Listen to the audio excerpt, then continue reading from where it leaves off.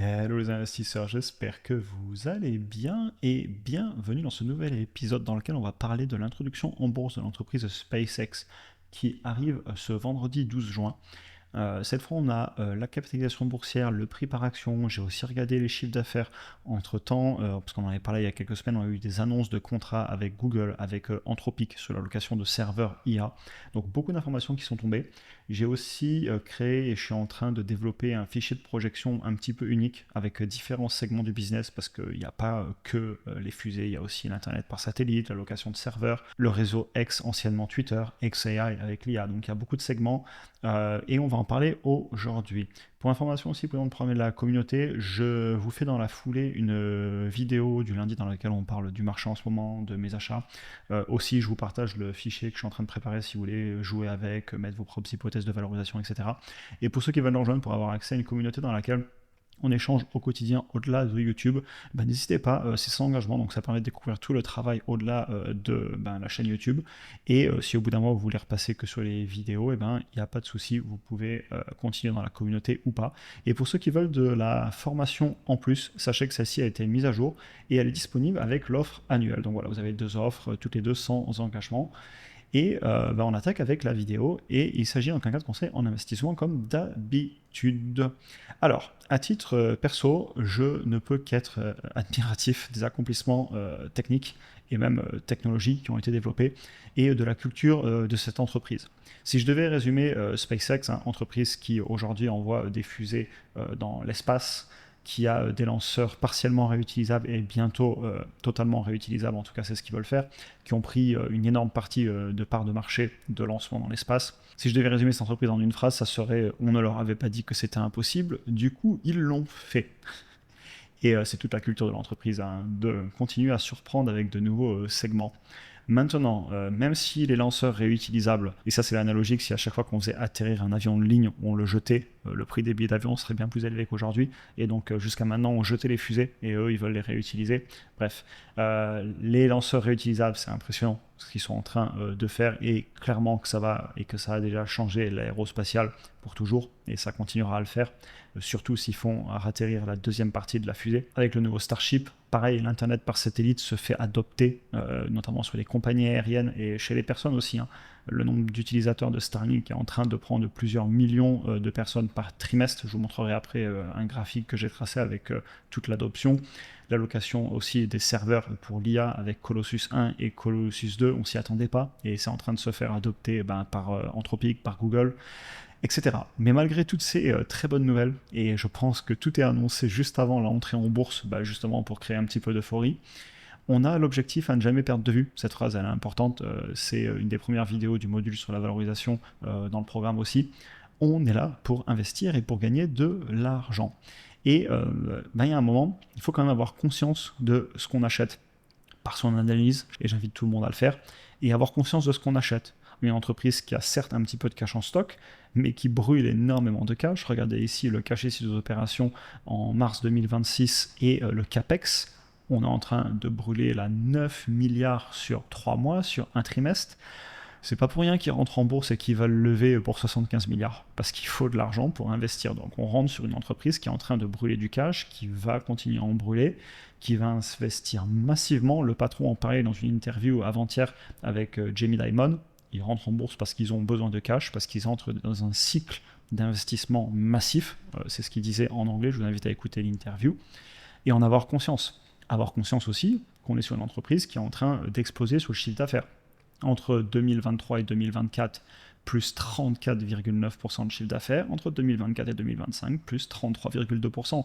Et là, c'est des chiffres que je vous ai fait à la calculette, mais en tant qu'investisseur, vous avez les documents financiers qui sont disponibles. Ici, c'est le S1 et je vous invite à aller voir les chiffres de 2023, 2024 et 2025. Vous avez tout disponible. Et je vous le partage aussi ici en vidéo, si ça vous permet de rassembler les informations, même si je sais que vous faites le travail, que vous ouvrez les documents, etc. En tout cas, c'est la mentalité qu'on a dans la communauté sur la chaîne YouTube. Et voilà, beaucoup de secteurs que je suis en train de mettre dans mon fichier de projection, que après je vais vous partager un petit peu, en tout cas c'est très dur de savoir exactement où on sera dans 4 ans, et on va en parler, mais un petit peu les segments que je vois, donc l'envoi commercial des fusées, Starlink par téléphone peut-être un jour, la location de serveurs, d'abord sur Terre, peut-être un jour qui sait dans l'espace, le réseau X, anciennement Twitter, et puis aussi l'IA, les abonnements premium, Cursor aussi, entreprises qui veulent racheter, ils l'ont annoncé. Donc voilà un petit peu, beaucoup de positifs, mais évidemment, on va en parler après, ça se fait pas n'importe quel prix non plus. Donc, le premier jour, je tiens à le dire, lors de l'entrée en bourse le 12, ce vendredi, le 12 juin 2026, si cette vidéo vous la regardez plus tard, c'est l'offre et la demande qui va déterminer le prix. Le prix peut parfaitement s'emballer, surtout s'il y a peu de vendeurs et que ça vient à conserver les actions. Et ça peut parfaitement aussi s'écrouler s'il n'y a pas assez d'acheteurs. Pour moi, ce jour-là et certainement dans les semaines qui suivent, en tout cas sur le court terme en bourse, on peut avoir une complète décorrélation entre les fondamentaux, ce que vaudrait l'entreprise sur le papier, et ce qu'estime le marché. Et ça revient toujours à la petite phrase, le prix est la valeur. J'ai aucune idée d'où on sera à la fermeture le 12 au soir. Ça sera purement et simplement l'offre et la demande. Maintenant, je dois dire que je suis impressionné par la capacité de l'entreprise à aller chercher du chiffre d'affaires sur des secteurs depuis l'annonce de cette entrée en bourse. Et là, je vais vous montrer quelques points. Par exemple, ils ont annoncé 1,25 milliard de dollars par mois payés par Anthropic pour accéder à leur serveur IA Colossus 1. Et en plus, Google vient d'annoncer aussi qu'à partir d'octobre 2026, ils vont se mettre à payer presque 1 milliard par mois aussi pour plus de 30 mois. C'est ce qui a été dit dans le contrat. Donc on est sur du 2,17 milliards de dollars par mois à partir d'octobre 2026. Ce qui, si je m'amuse à le calculer sur tout 2027, ça nous fait du 26 milliards de chiffre d'affaires, juste sur la location de serveurs, alors que l'année d'avant, l'intégralité du business faisait 18 milliards. Donc si je prends juste ces 18 milliards, 18,6, plus 26 milliards de serveurs, on est déjà à 44 milliards théoriques pour 2027. Ça fait plus de x2 sur le chiffre d'affaires en 2 ans. Et puis on peut continuer, parce que Starlink va avoir de la croissance, certainement aussi les envois dans l'espace. D'ailleurs ici je vous ai tracé un graphique, enfin je l'ai fait tracer par une IA en allant chercher toutes les données. Vous voyez le nombre d'utilisateurs en 2023, mai 2023 on était à 1 million, et puis un an plus tard en 2024 on était dans les 3 millions, et puis un an plus tard en mai 2025 on était à 6 millions, et puis un an plus tard on est à 12 millions. Voilà, vous regarderez la courbe, on a une vraie adoption sur Starlink. Et ces utilisateurs, je vous le mets ici, je me suis amusé à estimer un chiffre d'affaires. Si on se retrouve fin 2027 avec 24 millions d'utilisateurs et fin 2030 avec peut-être 50 millions d'utilisateurs, ce qui n'est pas impossible, c'est une très forte croissance, vous avez ici les taux de croissance, même si je les fais ralentir. Et que le prix moyen par l'abonnement, il passe de actuellement autour des 89 dollars, de ce que j'ai calculé, un peu plus, un peu moins, à 49 dollars, parce que ça va peut-être baisser un peu, on se retrouve sur du 30 milliards de chiffre d'affaires par an. Donc, pas impossible que dans 4, 5, 6 ans, difficile d'estimer à quelques mois près, mais c'est pas impossible qu'on se retrouve avec des dizaines de milliards de chiffre d'affaires sur un an, voire qui sait peut-être passer les 100 milliards. Mais aussi beau et autant qu'il y ait d'emballement sur ce chiffre d'affaires qui pourrait croître, et je pense que c'est possible, il y a un moment, on va quand même regarder la fallo ensemble, et c'est l'objectif de cette dernière partie de vidéo. Du coup, ok, c'est bien beau, mais du coup, ça se paie combien tout ça? Parce que depuis tout à l'heure, je vois de la croissance de partout, des nouveaux segments sur le business, ok, super. Actuellement, ça se paie à l'entrée en bourse, a priori 1770 milliards de capitalisation boursière de dollars. Pour un chiffre d'affaires sur 2025 qu'on connaît, encore une fois, document financier officiel, de 18,6 milliards. Donc un prix par rapport au chiffre d'affaires actuellement de 95. On paye 95 fois le chiffre d'affaires actuel. C'est énorme, je ne peux pas le dire autrement. Je pense que vous me direz dans les commentaires, mais beaucoup seront d'accord. Maintenant, voilà, il faut voir où on sera dans le futur et actualiser dans le présent. Imaginons qu'on aille chercher un 5 fois le chiffre d'affaires en 2030, fin 2030. On serait toujours à 19 fois le chiffre d'affaires de 2030. J'ai multiplié par 5 le chiffre d'affaires, vous le faites à la calculette ici, 18,6 fois 5, 1770 milliards, 19. Donc le marché doit payer ce prix-là en 2030 avec un taux de croissance absolument énorme, x5 sur le chiffre d'affaires en même pas 5 ans. Il faut aller le chercher.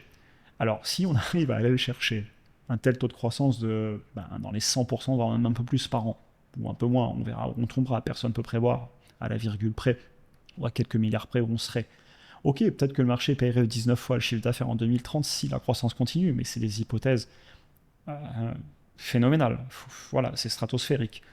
Ça tombe bien avec l'espace et ce petit mot stratosphérique vient de la communauté, on en parlait, on rigolait là-dessus. Résultat et projection stratosphérique. Bref, à 135 $ par action aujourd'hui, clairement, moi, je peux pas y aller. Et tant pis si je rate le train. Mais là, les projections qu'il faut rentrer, c'est... Je peux pas le dire autrement, je viens de vous décrire les chiffres. Maintenant, si ça corrige, et disons qu'on arrive à aller chercher, je sais pas, 8 fois, 9 fois le chiffre d'affaires en 2030. Et là, je vous le fais à la louche, et après, je vais essayer de projeter précisément dans un fichier Excel. Mais dans les grandes lignes, je peux vous le dire, à 135 $, j'y vais pas. C'est la conclusion de ma vidéo YouTube, comme ça vous le saurez. Maintenant, imaginons qu'on aille chercher en 2030 700, 800 milliards de market cap, de capitalisation boursière. Je ressors le dossier pour commencer un peu le qualitatif. Attention, je suis sur une capitalisation boursière de 2030. Je n'ai pas appliqué de discount rate, donc de retour sur investissement désiré, pour obtenir un prix cible aujourd'hui. Mais voilà, encore une fois, à quelques milliards près, on est à grand minima 2 fois trop cher et certainement plus proche des 2,5 à 3 fois trop cher.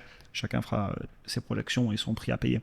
Dans le sens que même moi, ça sert à rien que je passe énormément de temps à aller chercher un prix cible avec une analyse qualitative complète, sachant qu'on est à grand minima 2 fois trop cher. Et même si on va faire des projections ensemble et que je trouverai un prix à payer, ce sera un prix à payer pour ressortir le dossier. Pas du tout un prix officiel que je serai prêt à payer parce que quand j'en serai là, je commencerai à ressortir le dossier. Et encore une fois, ce que je vous dis ici, c'est tout simplement le fait que je ne perds pas de temps quand je trouve que le dossier est trop cher. Du coup, sauf si l'entreprise fait mieux qu'un x5 sur le chiffre d'affaires d'ici là et où que je vois trimestre après trimestre que c'est en train de grandement s'améliorer, voilà, je ne suis pas prêt de ressortir le dossier pour analyse. Il faudrait qu'on soit... Allez, si elle rentre en bourse à 135 $, peut-être que si elle vient taper les 67, on refait une vidéo, on en reparle. Ou alors si elle explose et que j'ai beaucoup de commentaires, pourquoi pas en reparler. Ou si le chiffre d'affaires augmente bien plus que ce que je le dis ici, qui serait déjà une augmentation absolument énorme de x5 en 2030, fin 2030. Je regarderai les progrès par contre techniques de l'entreprise avec grand plaisir parce que ce qu'ils font, moi ça me passionne, ça m'impressionne. En plus de formation, j'aime beaucoup la physique, j'en ai énormément fait en classe prépa. J'adore l'ingénierie, techniquement c'est brillant, mais il y a un moment tout a un prix et sur cette chaîne YouTube, je mets ma casquette d'investisseur et voilà, la valorisation, je peux tout simplement pas y aller, pas la justifier. Ça pourra très bien exploser, ça ce sera l'offre et la demande, le marché fait ce qu'il veut sur le court terme, mais moi pour que je mette mon argent déjà gagné et taxé sur cette entreprise, il faudra qu'elle corrige énormément. Mais écoutez, j'espère que la vidéo vous aura intéressé en tout cas, et je vous souhaite une excellente journée à tous.